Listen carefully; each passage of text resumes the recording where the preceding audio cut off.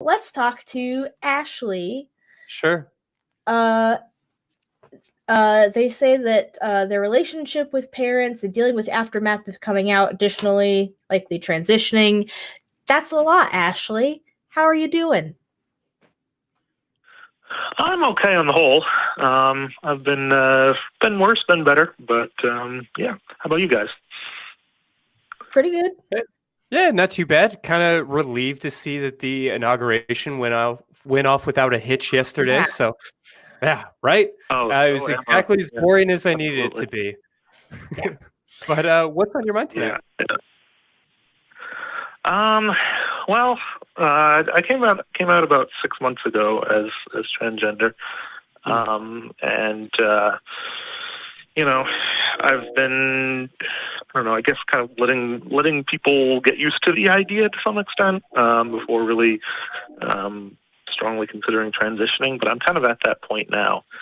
But I just don't know how to approach that with my parents, especially. Most people are pretty okay with that, even though they're all pretty, conservative Christians. But with my parents especially, they say they support me and love me and care about me, but it's still, we believe what you're doing is wrong, and, we don't think this is something that you should do. And, when I bring up, I asked them at one point, there's all these studies that say this is beneficial, this is a good thing. And they're like, no, we don't care about any of that. And so that's tricky. But what makes it even trickier right now, especially, is just, everything going on.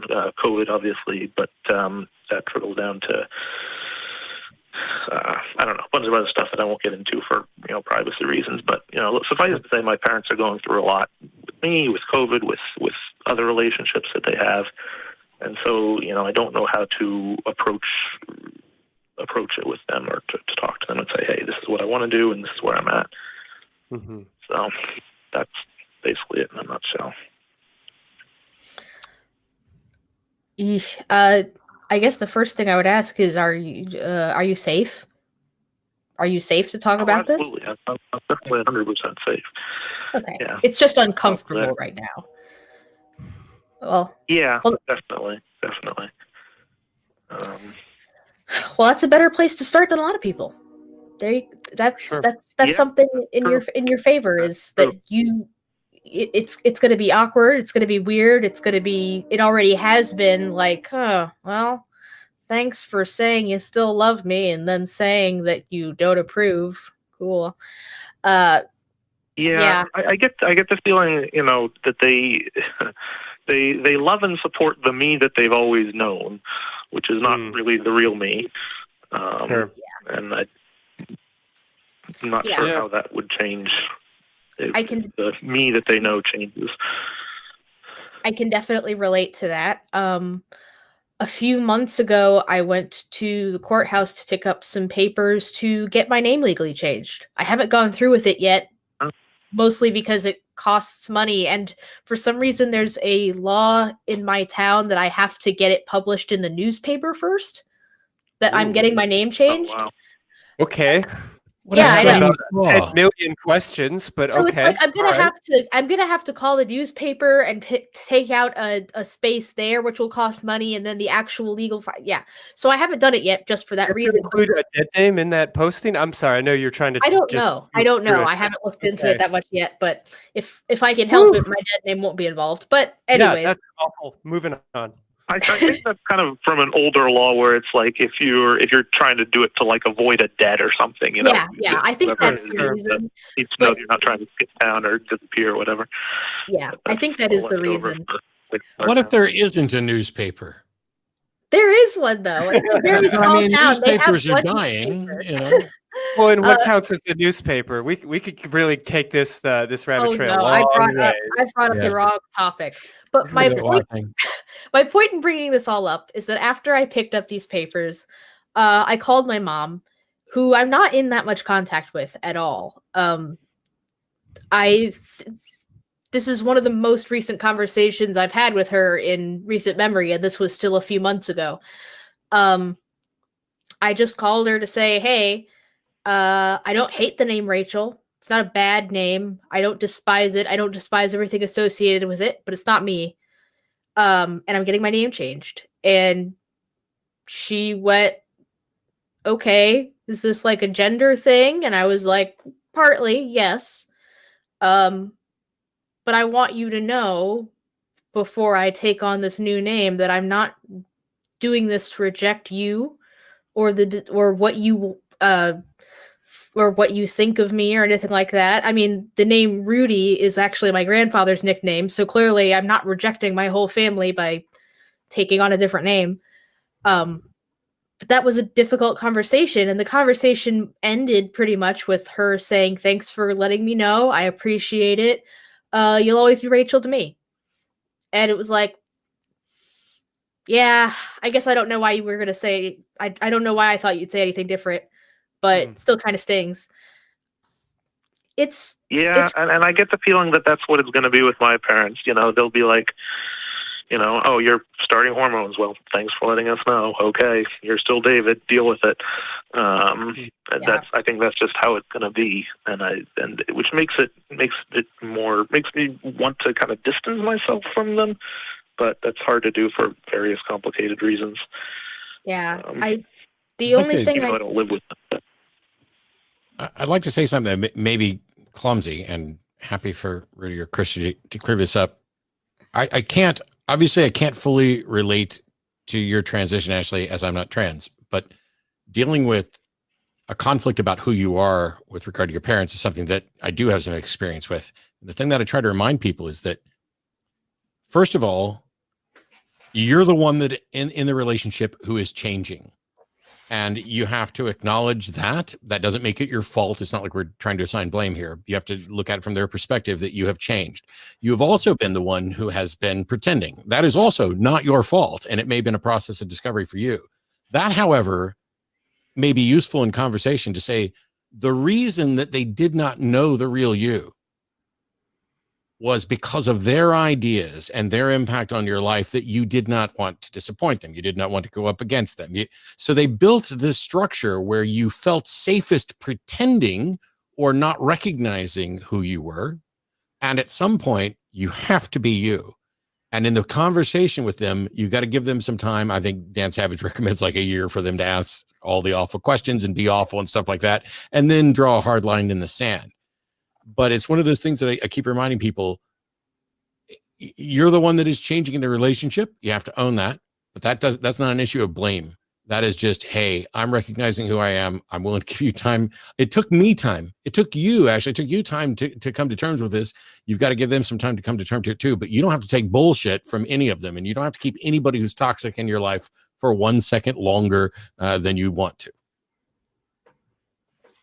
Absolutely. That's very well said, Matt. I couldn't agree more. Honestly, it's, you've kind of hit the nail on the head with where I'm at and how it's been for the last, how many ever years. And so I don't want to be just a jerk and be like, I'm just going to do what I'm going to do, and I don't care how you guys feel about it.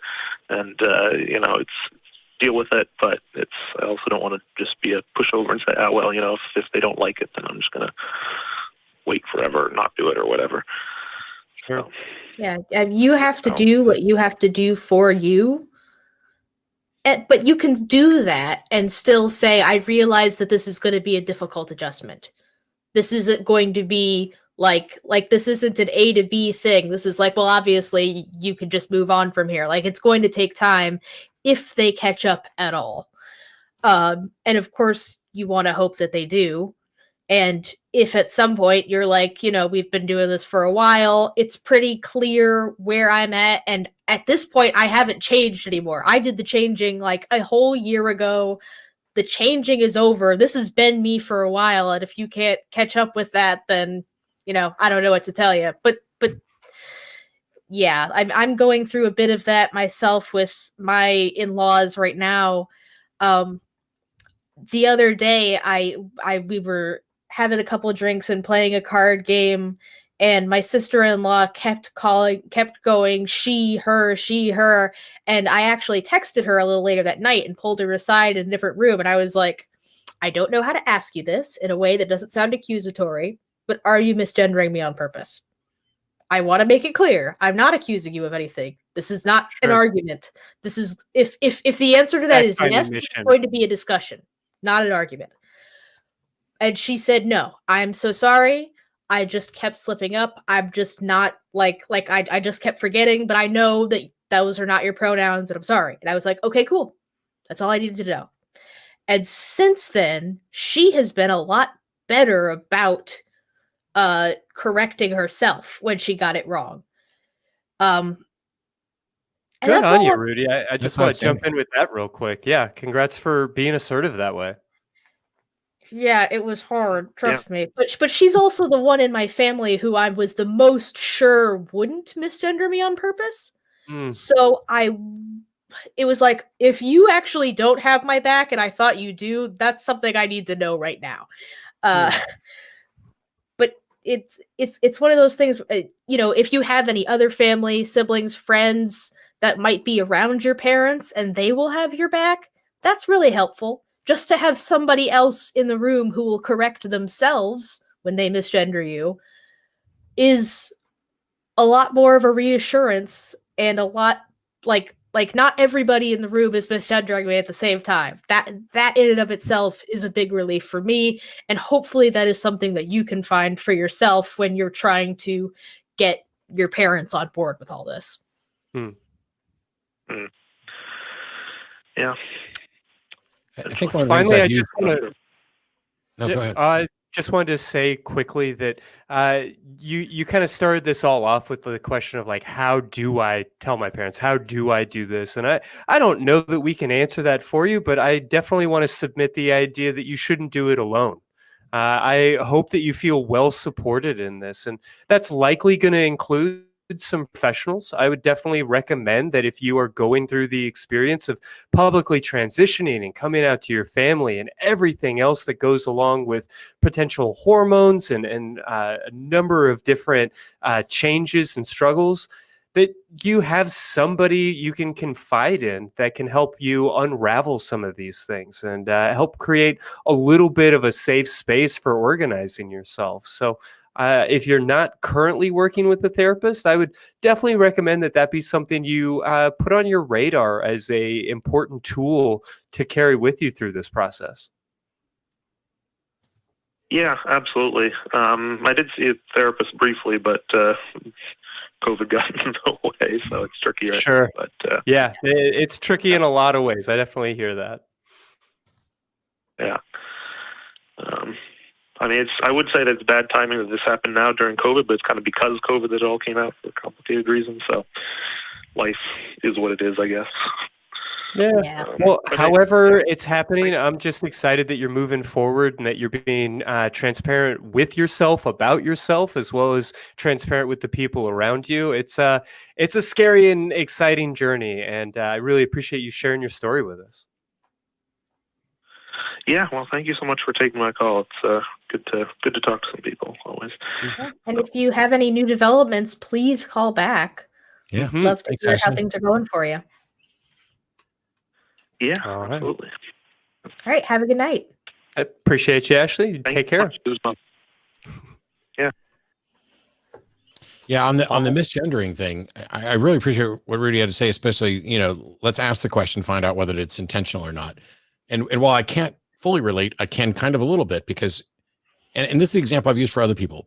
For everybody who goes by their given name, think of the version of your name that you hate the most. Like for me, it's Matty, Matty. It's infantilizing. It never sounds right. I can't stand it. Now, it's not the same as misgendering me. It's not going to impact me in the same way. But if I tell someone, hey, I don't like to be called Matty, please don't call me that, when they continue to do so, that's just as obnoxious, and it tells me something about them. It's not that they're just I could ask, hey, are you doing that on purpose just to piss me off or not? But it is similarly obnoxious. And I think for the people who don't understand the importance of pronouns to people who've been marginalized, who are trying to help change everybody's understanding of all this, maybe pick the version of your name that just drives you crazy when somebody says it. And if you can't think of one, okay, maybe you're better than the rest of us, or maybe just add maybe just add dash poo to your name. So like Christy Oh. Poo or Maddie Poo Please don't. Please or don't. whatever. Yes. So it's cringy. And I think that might wake some people up. Oh, that's what it feels like. Only worse. Yeah. Yeah. But honestly, that's a pretty good analogy. That's a really good place to start for people who don't get it. But there's always going to be somebody who's like, yeah, well, I would just suck it up. But those Good people for you. that still tells Yeah. them tells Fuck you off, everything. nobody you need to know asked. about those That's people. what It's like, Dawkins, well, that's the bullshit that Dawkins pulled when we were on stage, because he was asked a question about stuff like this. And he was just like, well, I just think they need to put the big boy or big girl panties on. And I'm just like, oh gosh, can you have any less empathy for people? For real. yeah, Jesus. Oh boy.